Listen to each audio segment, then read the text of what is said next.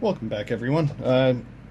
I know I've been really slow with any kind of video updates. Not like I've really been one to post a lot of updates, but I do plan on changing that in the future.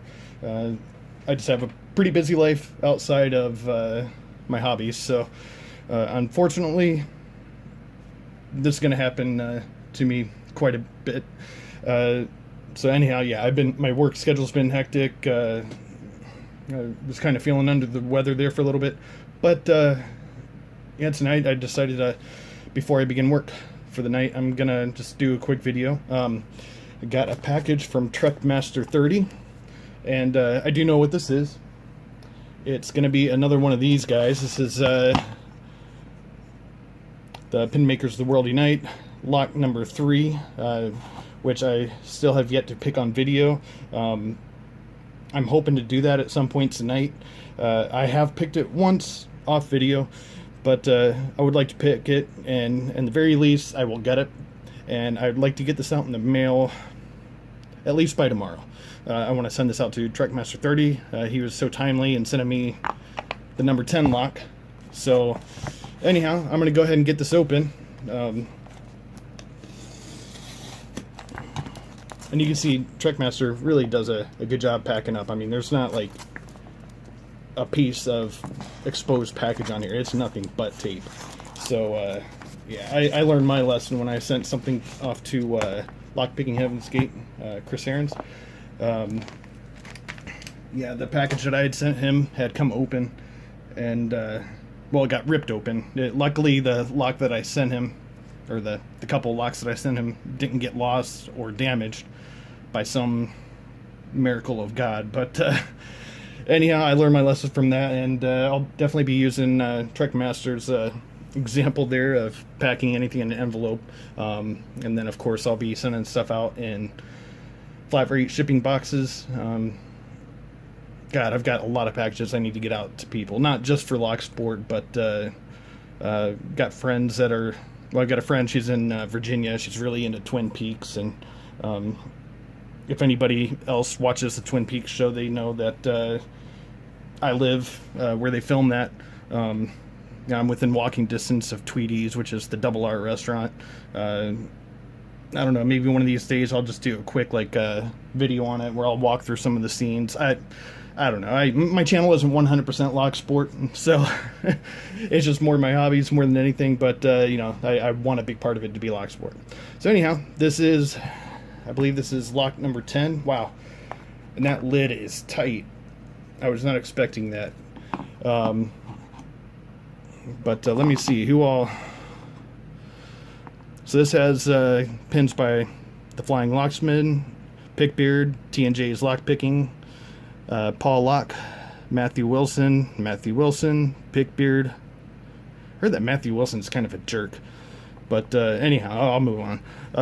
Monkey Lockpicks, Truckmaster 30, Bronx Lockpicker 60, West Coast Picks, Andy H 97, Randy Perkins, and Pick Me 1977. I'm guessing Pick Me was born the same year I was, because I'm horrible about putting my birth date in any of my usernames, so I'm either mwilson914 or my one Gmail account has my full birthday, month, day, and year. So anyhow, I'm gonna see what's.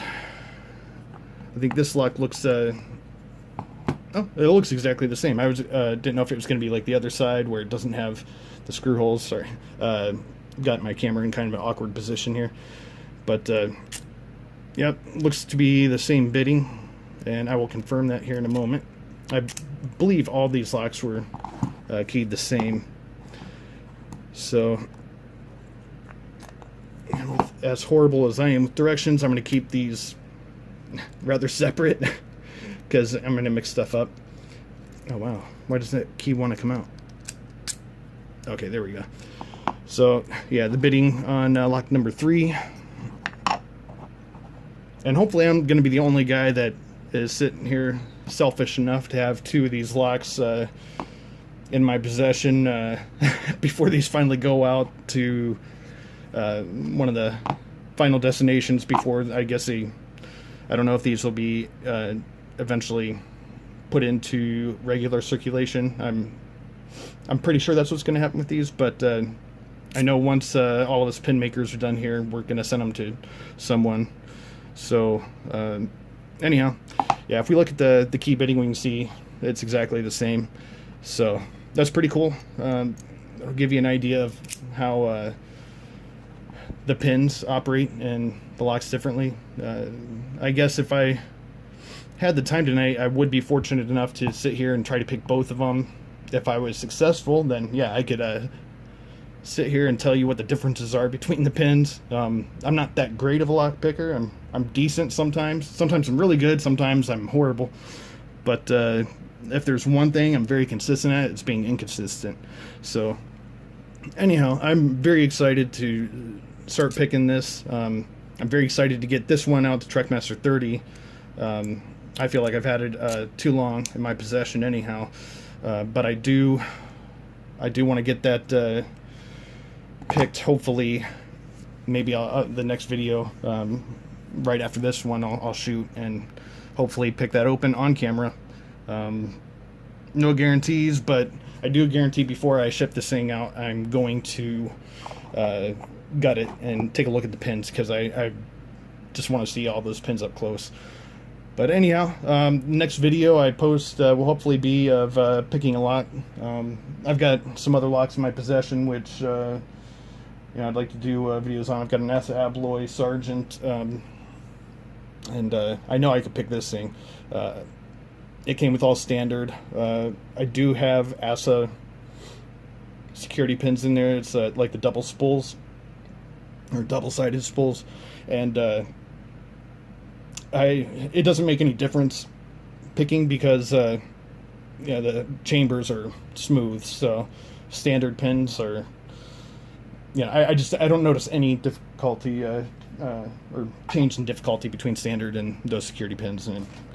But I hear it makes all the difference if the chambers are cut for those security pins. So anyhow, this is about lock number 10, and I feel very fortunate to have this in my possession now. I'm going to get working on this here real soon. I'm going to get this one sent out to Trekmaster 30, and I'll see you guys around next time. Thanks for watching.